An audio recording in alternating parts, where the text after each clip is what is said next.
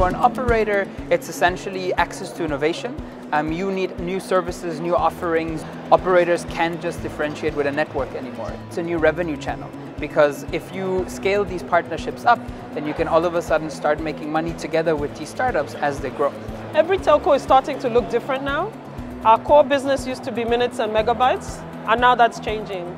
We're entering new businesses and we're finding new ways to monetize the existing set of assets that we have that we've previously only used to run the network.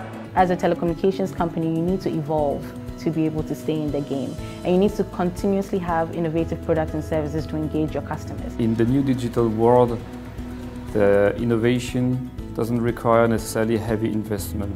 It requires more agile teams, smart guys in a room thinking of a new idea, solving a real problem. The mobile operators, I know they do have tech people, they do have innovators in their systems, but engaging themselves with these new people in like tech hubs, it gives them a new exposure on what else is going on out there. We provide them with concrete resources in terms of coaching, in terms of investment, and in terms of distribution as well. For a startup, I would say it's access to market. You have a much easier route to market if you can piggyback on someone who has already done these things. They already have customers and they need additional services, additional offerings for these customers. Assuming you had a product or service which would serve 100 people on your own, and then that same product or service, you bring it to Vodafone and we could serve millions of customers. Obviously, now you have a lot of people now having access to your product. It's a mutually beneficial relationship. So what we get from the mobile network operators is obviously access to their infrastructure, so their mobile money services and all the cellular connection for our devices. We also get distribution, so they've been helping us distribute to really rural areas. The final thing that they provide us is branding, so it's a very well-known brand in these local markets, and it helps us improve our branding. In return, what those mobile money operators get is we drive mobile money adoption and usage, and hopefully stickiness for the providers that are trying to compete in their markets. The second thing is that our customers are able to now charge their phones, and we've proven that with a more charged phone, they're using more data and more telecommunication services. There are a bunch of things you need within the ecosystem. You need the right culture. You need a good set of mentors, or mentorship culture as well. You need funding. You need distribution, and you need monetization. We actually think of ourselves as coach from the very early stage up to investing in the startup with our investment fund Orange Digital Venture. And in the middle we have incubators, accelerators, our API platform that basically provides the tools for each step of the journey. First of all, it should be something that's disruptive, something that's new, something that's going to make people say, oh wow, that's something really interesting. And again, it should make a lot of social impact. What we have to do is more or less direct.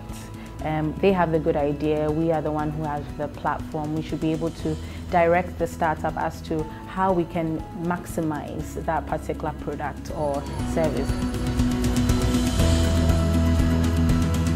People speak two different languages. So a corporate speaks a different language than a startup. And so the big issue is, how do you translate startup language to telco language and telco language to startup language? It's very tough for a startup to work with a telco because you're talking about a company that may not have realized any revenue, trying to work with a company that has realized $1 billion in revenue. So you may be referring to startups, but you do really want to be working with a company that knows its value and has realized some of its value.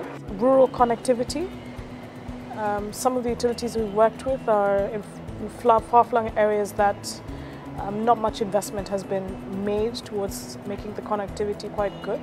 Some challenges really is to navigate what we need to do as a small business, wanted to add mobile money, mobile payments or mobile infrastructure into that, trying to find the right human resources. It's not that complicated, all the mobile money operations, but requires certain specialization.